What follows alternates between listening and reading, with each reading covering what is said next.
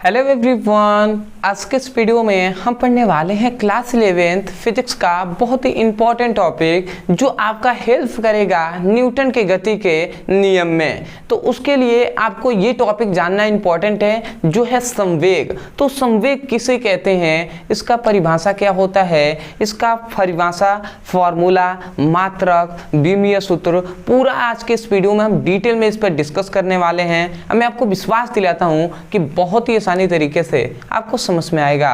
तो चलिए हम स्टार्ट करते हैं। तो यहाँ पे हमें जानना है, सबसे पहले हमें जानना है कि संवेग कहते किसे हैं, मतलब संवेग का परिभाषा क्या होता है। तो संवेग का फॉर्मूले से ही हम इसका परिभाषा करेंगे। तो संवेग का फॉर्मूला होता है, मैं यहाँ पे लिख रहा हूँ कि संवेग बराबर होता है द्रव्यमान गुणे वेग। ये संवेग का फॉर्मूला होता है।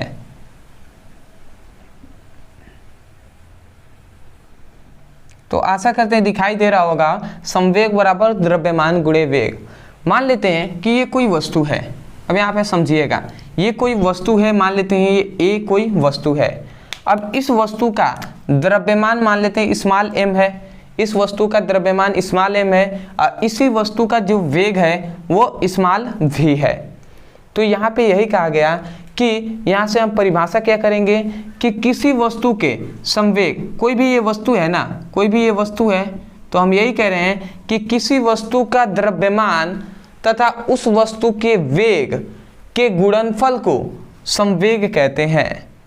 समझ में आ गया होगा आपको परिभाषा कि क्या कह रहे हैं हम कह रहे हैं कि किसी वस्तु का द्रव्यमान तथा उस वस्तु के वेग के गुणनफल को संवेग कहते हैं।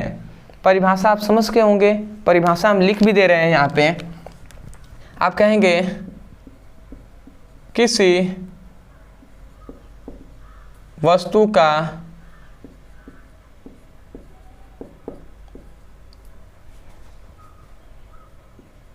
द्रव्यमान तथा उस वस्तु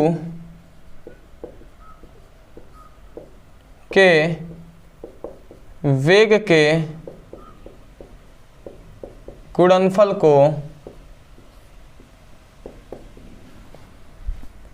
संवेग कहते हैं।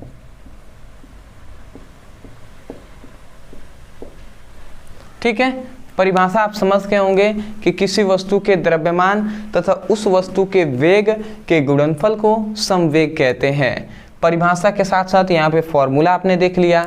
अब यहाँ पे ध्यान से समझेंगे कि संकेत रूप में संवेग को हम P से दर्शाते हैं।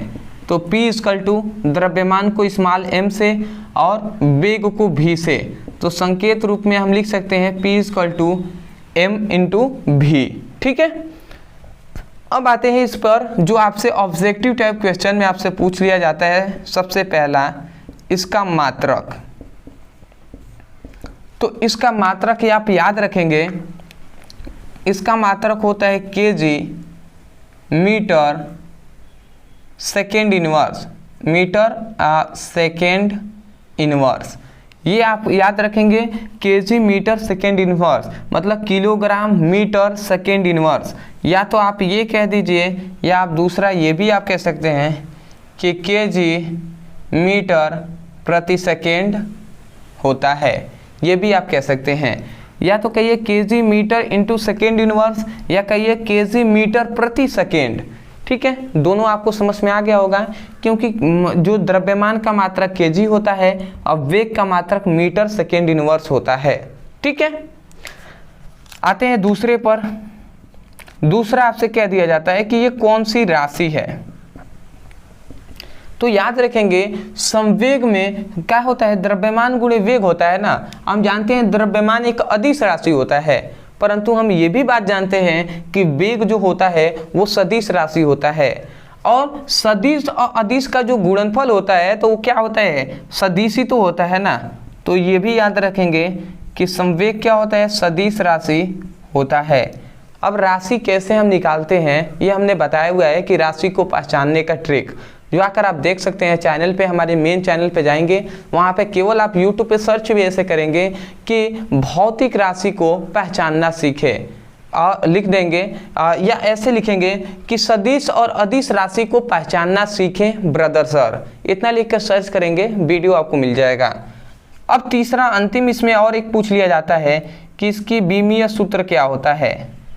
बीमीय सूत्र कहें या बीमा कहें, तो बीमीय सूत्र आप लिख सकते हैं MLT-1 होता है, ठीक हो। तो इसको आपको याद रखेंगे कि MLT-1 या आप कहें तो M1L1T-1 भी कह सकते हैं। तो ये जो तीन आपसे जो यहाँ पे दिया गया, ये तीनों इंपॉर्टेंट है, आप इसको याद कर लेंगे।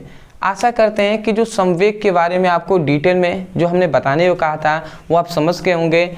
दूसरी बात है, इसको याद कर लीजिएगा न्यूटन के गति के नियम को पढ़ने से पहले।